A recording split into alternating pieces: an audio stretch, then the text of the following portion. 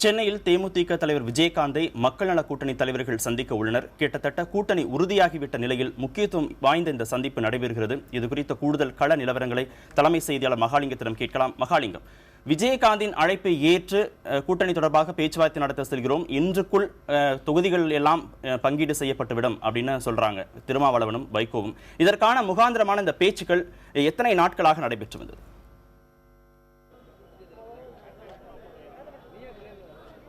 கார்த்திகேயன், கடந்த 2 வாரங்களுக்கு முன்பாகவே தேமுதிக தலைவர் விஜயகாந்த் திமுகவோடு கூட்டணி இல்லை என்பதை மிக தெளிவாக தெரிவித்திருந்தார் பொதுக்கூட்டத்தில். அதற்கு பிறகு அடுத்த கட்டமாக தேமுதிக தலைமையில் ஒரு கூட்டணி அமைக்கப்படும் என்றும் அந்த கூட்டத்தில் பிரேமலதா தெரிவித்திருந்தார். அதன் அடிப்படையில் தற்பொழுது தேமுதிக தனது கூட்டணியில் இணையுமாறு மக்கள் நல கூட்டணி தலைவர்களை கேட்டுக்கொண்டிருந்ததாக தற்பொழுது வைகோ வெளிப்படையாக சொல்லியிருக்கிறார். இதை வைத்து பார்க்கும் பொழுது கடந்த 4 நாட்களாகவே இதற்கான பூர்வாங்க பணியெல்லாம் நடந்ததாக கட்சி வட்டாரங்கள் நமக்கு தெரிவிக்கின்றன. 2 தினங்களுக்கு முன்பு முதல் கட்ட தலைவர்களும் 2ஆம் கட்ட தலைவர்களும் இது குறித்து இரு தரப்பிலும் பேச்சுவார்த்தை நடத்தியதாகவும் சொல்லப்பட்டிருக்கிறது. இந்த சூழ்நிலையில் இந்த பேச்சுவார்த்தையில் சுமூகமான ஒரு முடிவு ஏற்பட்டதை அடுத்து தற்பொழுது இரு கட்சி தலைவர்களும் நேரடியாக சந்தித்து தொகுதி உடன்படிக்கையில் கையெழுத்திட இருப்பதாகவும் தற்பொழுது சொல்லப்பட்டிருக்கிறது அதிகாரப்பூர்வமாக. அதே போல முதலமைச்சர் வேட்பாளர் யார் என்ற கேள்விக்கும் இன்று இந்த சந்திப்பிற்கு பிறகு பதில் கிடைக்கும் என சொல்லப்பட்டிருக்கிறது. தேமுதிகவை பொறுத்தவரைக்கும் முதலமைச்சர் வேட்பாளராக தொடர்ந்து தன்னுடைய கட்சி தலைமை முன்னிறுத்தப்பட வேண்டும் என்பதில் இதுவரைக்கும் பின்வாங்கவில்லை என்று சொல்லப்பட்டிருக்கிறது. அதனால் மக்கள் நல கூட்டணி தலைவர்களோடு பேசி அதற்கான ஒப்புதல் பெற்ற பிறகே இந்த சந்திப்பு தற்பொழுது ஏற்பாடு செய்யப்பட்டிருப்பதாகவும் பார்க்கப்படுகிறது. கார்த்திகேயன், மகாலிங்கம், நீங்க இணைப்பிலே இருங்க. இது குறித்து பேசுவதற்காக செய்தி அறையில் செம்மல் நம்மோடு இணைந்திருக்கிறார், அவரிடம் பேசுவோம். ஜெம்மல், தற்போது மக்கள் நல கூட்டணி தலைவர்கள் தேமுதிக தலைவர் விஜயகாந்தை சந்திப்பதன் முக்கியத்துவம் என்னவாக இருக்கு? உமா, விஜயகாந்த் மற்றும் மக்கள் நல கூட்டணி தலைவர்களிடையான சந்திப்பு என்பது தமிழக களத்தில் மேலும் ஒரு முனையிலிருந்து போட்டியை துவங்க இருக்கிறது என்றுதான் சொல்ல வேண்டும். ஏற்கனவே அதிமுக, திமுக ஆகிய பிரதான கட்சிகள் தங்கள் தலைமையில் அணி அமைத்து பிற கட்சிகளோடு கூட்டணி வைத்திருக்கக்கூடிய சூழலில் மக்கள் நல கூட்டணி ஒரு தனி அணியாக செயல்பட்டு வந்தது. அந்த அணியில் தற்போது தேமுதிக இணைகிறது என்கிற அதிகாரப்பூர்வமான அறிவிப்பு தற்போது வந்திருக்கிறது. நேற்று முன்தினம் இரவு மக்கள் நல கூட்டணி தலைவர்களும் தேமுதிக மகளிர் தலைவரான பிரேமலதா விஜயகாந்தும் சந்தித்து ஒரு பேச்சுவார்த்தை நடத்தியிருந்தார்கள்.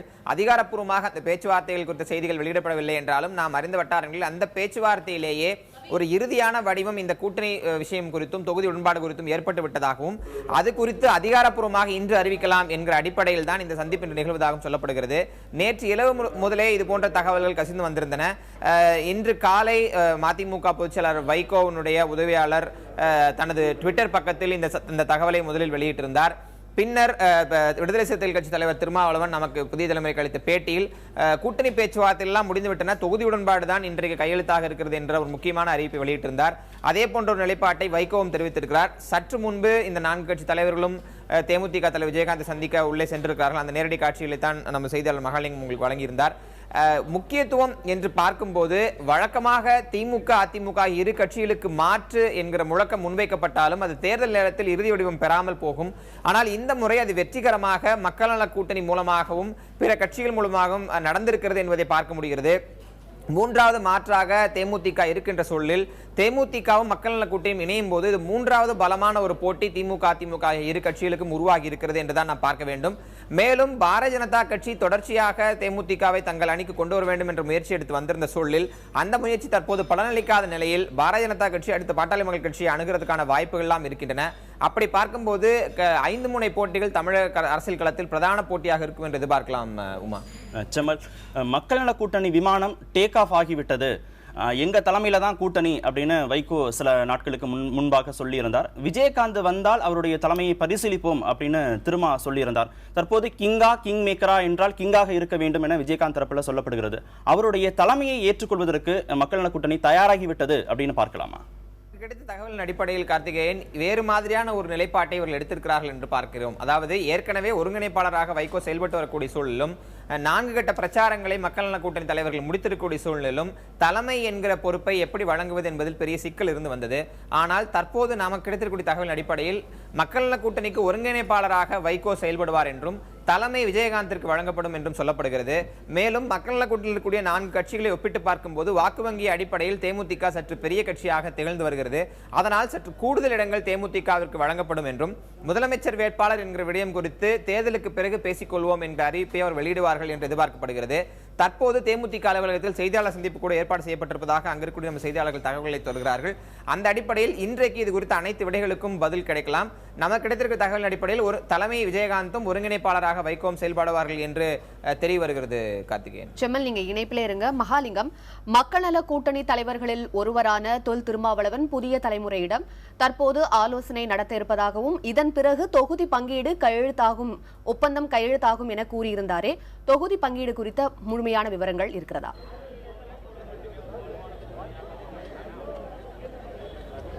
நிச்சயமாக உமா, அதாவது இரு அணிகளுக்கு இடையிலே கடந்த 4 நாட்களாகவே முதல் கட்ட தலைவர்கள் மற்றும் 2ஆம் கட்ட தலைவர்கள் மத்தியில் ஆலோசனை கூட்டம் தொடர்ந்து நடைபெற்று வந்ததை மறுக்க முடியாது.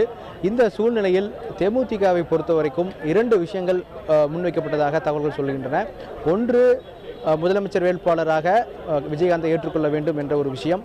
அது குறித்து மிக தெளிவாகவே பலமுறை எடுத்து வைத்திருக்கிறோம். எனவே அது குறித்த ஒரு நல்ல பதில் தேமுதிக தலைவரை ஏற்றுக்கொள்ள வேண்டிய ஒரு நெருக்கடியில் மக்கள் நல கூட்டணி இருப்பதாகவே தேமுதிக தரப்பு பார்க்கிறது.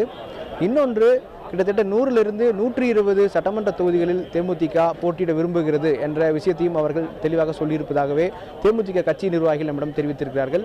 எனவே இந்த 2 விஷயங்களும் தற்பொழுது உறுதிப்படுவதற்கான வாய்ப்புகள் இருக்கின்றன. இது சம்பந்தமாக மக்கள் நல கூட்டணி தரப்பு தலைவர்களாக இருந்தாலும் சரி, தேமுதிக தரப்பு நிர்வாகிகளாக இருந்தாலும் சரி, வெளிப்படையாகவே இன்று தொகுதி உடன்படிக்கையில் இரு அமைப்பும் கையெழுத்திடப் போகிறோம் என்ற ஒரு தகவலையும் சொல்லியிருக்கிறார்கள்.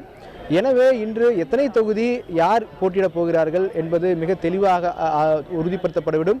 அது மட்டுமல்லாது அது உடன்படிக்கையில் கையெழுத்திடும் வரைக்கும் இன்று முடிவாகிவிடும் என்ற ஒரு தகவலும் சொல்லப்பட்டிருக்கிறது.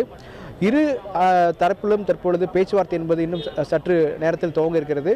துவங்கும் உடனேயே இறுதிக்கட்டமாக ஆலோசனைகள் நடைபெற்ற பிறகு தொகுதி உடன்படிக்கை என்பது தயார் செய்யப்பட்டுவிடும். அதற்கு பிறகு அதில் இறுதியாக தலைவர்களெல்லாம் கலந்தாலோசனை செய்து ஒப்பந்தமிடுவதற்கான வாய்ப்புகள் அதிக அளவு இருக்கிறது. இன்று அந்த ஒப்பந்தத்திற்கு பிறகு செய்தியாளர் சந்திப்பு நடைபெற இருப்பதாகவும் தேமுதிக வட்டாரங்கள் நமக்கு சொல்லியிருக்கின்றன. எனவே அதற்கு பிறகு இது குறித்து தெளிவான தகவல்கள் வெளியாக வாய்ப்பு இருக்கிறது. உமா, செம்மல், எந்த அடிப்படையில் மக்கள் நல கூட்டணிக்கு விஜயகாந்த் வந்தால் சரியாக இருக்கும் அப்படின்னு அந்த மக்கள் நல கூட்டணி தலைவர்கள் முடிவு செய்தார்கள்? திமுக, அதிமுக, காங்கிரஸ், பாரதிய ஜனதா, பாமகவோடு கூட்டணி இல்லை என மக்கள் நல கூட்டணி தலைவர்கள் முடிவு செய்திருக்கிறார்கள். இவர்கள் அதிமுக, திமுகவோடு எதிர்நிலையில் இருக்கிறார்கள். பாமகவோடு கூட்டணி போவதற்கான சாத்தியக்கூறுகள் இல்லை அப்படிங்கிற அடிப்படையில் பாரதிய ஜனதாவோடும் கூட்டணி இல்லை அப்படின்னு விஜயகாந்த் முடிவுக்கு வந்ததற்கான காரணம்? கார்த்திகேயன், இந்த மக்கள் நல கூட்டணி தலைவர்களில் 4 கட்சிகளுக்குள்ளும் ஒரு ஒருமித்த கருத்து என்னவென்றால், இவர்களுடைய கடந்த கால அனுபவங்களின் அடிப்படையில் திமுக, அதிமுக ஆகிய இரு கட்சிகளுடன் கூட்டணி கிடையாது என்ற நிலைப்பாடில் ஒவ்வொரு கட்சியும் மதிமுகவும் ஒரு கட்டத்தில் அதிமுகவோடும் திமுகவோடும் மாறி மாறி கூட்டணி வைத்திருக்கின்றன, விடுதலை சிறுத்தைகளை வைத்திருக்கின்றன, இடதுசாரிகள் வைத்திருக்கின்றன. ஆனால் கடந்த கால அனுபவங்கள் அடிப்படையில் இவர்களோடு இனி கூட்டு கிடையாது என்ற நிலைப்பாட்டை வரும்போது அந்த ஒற்றை புள்ளியில் இந்த 4 கட்சிகளும் ஒன்றாக இணைந்திருந்தன. அந்த அடிப்படையில் அந்த மாற்றை வலுவாக முன்வைக்கக்கூடிய அதே சமயத்தில் இந்த 4 கட்சிகளுக்கும் தத்துவார்த்த ரீதியில் ஒரு சில ஒற்றுமைகள் இருக்கின்றன. அந்த ஒற்றுமைகளோடு உடன்படக்கூடிய கட்சிகள் கூட்டணி என்றுதான் அவர்கள் அறிவித்திருந்தார்கள். அந்த வகையில் அவர்கள் ஏற்கனவே பட்டியலிட்டிருந்தது என்பது திமுக, அதிமுக ஆகிய இரு கட்சிகளோடும் கூட்டு கிடையாது. பாரதிய ஜனதா கட்சியோடு இடதுசாரிகள் தத்துவார்த்த ரீதியாக ஒருபோதும் உடன்பட முடியாத சூழலில் பாரதிய ஜனதா கட்சியோடும் கூட்டணி வைக்க முடியாது. வைகோவும் அந்த கூட்டணியிலிருந்து வெளியேறியிருந்தார். திருமாவளவனும் தொடர்ச்சியாக பாரதிய ஜனதா எதிர்நிலையை எடுத்து வந்திருந்த சூழலில் பாரதிய ஜனதா கட்சியும் அந்த பட்டியலில் இடம்பெற்றிருந்தன. பாட்டாளி மக்கள் கட்சியை பொறுத்தவரை தர்மபுரி சம்பவத்திற்கு பிறகு இடதுசாரி கட்சிகள் தொடர்ச்சியாக பாமக எதிர் நிலைப்பாட்டை எடுத்து செயல்பட்டு வருகிறார்கள். விடுதலை சிறுத்தைகள் கட்சியும் பாமகவும் ஒன்றாக போவதற்கான சாத்தியக்கூறுகள் இல்லாத ஒரு சூழ்நிலையில் இந்த பட்டியலில் திமுக, அதிமுக, பாரதிய ஜனதா கட்சி மற்றும் பாட்டாளி மக்கள் கட்சி ஆகிய 4 கட்சிகள் இடம்பெற்றிருந்தன. ஆனால் பிற கட்சிகள் அனைத்திற்கும் மக்கள் நல கூட்டணி சார்பில் அழைப்பு விடுக்கப்பட்டிருந்தது. அதில் பிரதான கட்சியான தேமுதிகவிற்கு அழைப்பு விடுப்பது என்பது வாக்கு வங்கி அடிப்படையில் வெற்றி தோல்வியை தீர்மானிக்கக்கூடிய 5% வாக்குகளை தேமுதிக தன்னகம் வைத்துள்ளது. இந்த அடிப்படையில் தான் தற்போது மக்கள் நல கூட்டணி ஒட்டுமொத்தமாக இணைக்கும் போது ஒரு 8லிருந்து 9% வாக்கு வங்கி என்பது கிடைக்கும். மேலும் மாற்று என்று முன்வைக்கும் போது ஒரு வலிமையான மாற்றாக இருக்க வேண்டும் என்ற அடிப்படையில் தேமுதிகவை தங்கள் அணிக்கு கொண்டு வருவதில் மக்கள் நல கூட்டணி தயாராக இருக்கின்றது. தேமுதிகவை பொறுத்தவரை திமுக, அதிமுகவுக்கு மாற்று என்ற அரசியல் களத்திற்கு வந்துவிட்டு ஏற்கனவே 2011 அதிமுகவோடு கூட்டணி வைத்து முறையாக அந்த கூட்டணி என்பது தொடராத ஒரு சூழ்நிலையில் அவர்கள் மீண்டும் திமுகவோடு போகும்போது அவர்கள் முன்வைத்த மாற்று என்பது அடிபடும் என்கிற அடிப்படையில் இந்த இரு கட்சிகளோடு போகாத ஒரு சூழ்நிலையில் தனித்து போட்டியிட்டால் வெற்றி என்பதை அவ்வளவு எளிதாக அடைய முடியாத ஒரு நிலையில்தான் மக்கள் நல கூட்டணிக்கு தேமுதிக வந்திருக்கிறது. இவர்கள் இருவருக்கும் ஒரு சார்பு தேவை என்பது இருவர் இடத்திலும் இருக்கக்கூடிய காரணத்தினால் இந்த இரு கட்சிகளும் இந்த இரு கூட்டணியும் இந்த தேமுதிகவும் இணைந்திருக்கின்றன என்று பார்க்கலாம். கார்த்திகேயன், ஜிம்மல் நீங்க இணைப்பிலே இருங்க. களத்திலிருந்து மகாலிங்கத்தோடு ராஜ்குமாரும் இணைந்திருக்கிறார். மகாலிங்கம், மக்கள் நல கூட்டணியில விஜயகாந்த் இடம்பெறுவது அந்த கூட்டணியின் தலைவர்களால் கிட்டத்தட்ட உறுதிப்படுத்தப்பட்டிருக்கிற நிலையில வேறு எந்தெந்த கட்சிகள் எல்லாம் இடம்பெற வாய்ப்பு இருக்கிறது?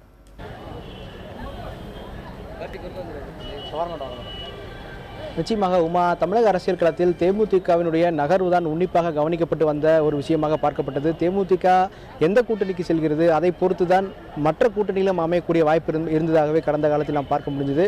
தற்பொழுது தேமுதிக மக்கள் நல கூட்டணி தற்பொழுது கூட்டணி உறுதி செய்யப்பட்டிருக்கிறது. கடைசி உடன்படிக்கை தற்பொழுது கையெழுத்தாகும் ஒரு சூழ்நிலையும் ஏற்பட்டிருப்பதாகவே அந்த கட்சி தலைவர்கள் தெரிவித்திருக்கிறார்கள். இந்த சூழ்நிலையில் தற்பொழுது தமிழ் மாநில காங்கிரஸ் கட்சியினுடைய நிலைப்பாடு என்ன, பாட்டாளி மக்கள் கட்சியினுடைய நிலைப்பாடு என்ன, இந்த விஷயங்கள் எல்லாம் பார்க்க வேண்டியது இருக்கிறது. குறிப்பாக தமிழ் மாநில காங்கிரஸை பொறுத்த வரைக்கும் அதிமுக அணியில் சேருவதற்கான முயற்சிகள் மேற்கொள்ளப்பட்டு வருவதாகவும் தொடர்ந்து தகவல்கள் வெளியாகி வந்தன. இந்த சூழ்நிலையில் இன்று தமிழ் மாநில காங்கிரஸ் அஇஅதிமுக பொதுச் செயலாளர் ஜெயலலிதாவை சந்திக்க வாய்ப்பு இருப்பதாகவும் தகவல்கள் வெளியாகி வந்தன. ஆனால் இது குறித்து அதிகாரப்பூர்வமாக எந்த தகவலும் வெளியாகவில்லை. இந்த சூழ்நிலையில் அவர் தமிழ் மாநில காங்கிரசினுடைய தலைவர் ஜி.கே. வாசன் அடுத்த கட்டமாக என்ன செய்வது, ஒருவேளை அஇஅதிமுக தலைமையிடமிருந்து அழைப்பு வரவில்லை என்றால் அடுத்த கட்டமாக எது மாதிரியான நகர்வுகளை மேற்கொள்ளலாம் என்பது குறித்து ஆலோசனை செய்து வருவதாக தகவல்கள் வெளியாகியிருக்கின்றன. குறிப்பாக மக்கள் நல கூட்டணியை அவர் விரும்புவதற்கான வாய்ப்பு இருப்பதாகவே பார்க்கப்படுகிறது தொண்டர்கள் மத்தியில். ஏனென்றால் தன்னுடைய தேவை என்ன என்பதில் மிக தெளிவாக மக்கள் நல கூட்டணிக்கு செல்வதற்கான வாய்ப்பு இருக்கிறது. குறிப்பாக எத்தனை எண்ணிக்கையில் போட்டியிடப் போகிறோம் அதற்கான வாய்ப்புகள் எல்லாம் மக்கள் நல கூட்டணியில் அதிகமாக கிடைக்க வாய்ப்பு இருப்பதாகவே சொல்லப்பட்டிருக்கிறது. எனவே மக்கள் நல கூட்டணியை அவர் விரும்புவதற்கான வாய்ப்பு இருப்பதாகவே பார்க்கப்படுகிறது. ஒருவேளை அதிமுகவிலிருந்து அழைப்பு வராவிட்டால் அது குறித்து இன்னும் சில தினங்களில் முடிவெடுத்துவிட வாய்ப்பு இருப்பதாகவும் தமிழ் மாநில காங்கிரஸ் வட்டாரங்கள் நமக்கு தகவல் தெரிவித்திருக்கின்றன. மகாலிங்கம், இணைப்பில் நம்ம தொடர்ந்து பேசலாம். ராஜ்குமார், ஏற்கனவே குறைந்தபட்ச செயல்திட்ட அறிக்கையை வெளியிட்டு விட்டார்கள் மக்கள் நல கூட்டணி சார்பாக. 4 கட்ட பிரச்சாரத்தையும் முடித்து விட்டார்கள். எதிர்க்கட்சி தலைவராக விஜயகாந்துடைய செயல்பாடு திருப்திகரமாக இல்லை என பரவலாக எல்லா தரப்பிலும் பேசப்பட்டு வரும் நிலையில் விஜயகாந்தை கூட்டணியில் சேர்த்துக் கொள்வது கூடுதல் பலம் அப்படிங்கிற முடிவை மக்கள் நல கூட்டணி தலைவர்கள் எடுத்திருப்பது எந்த அளவுக்கு ஒரு ஆரோக்கியமான விஷயமாக பார்க்கலாம்?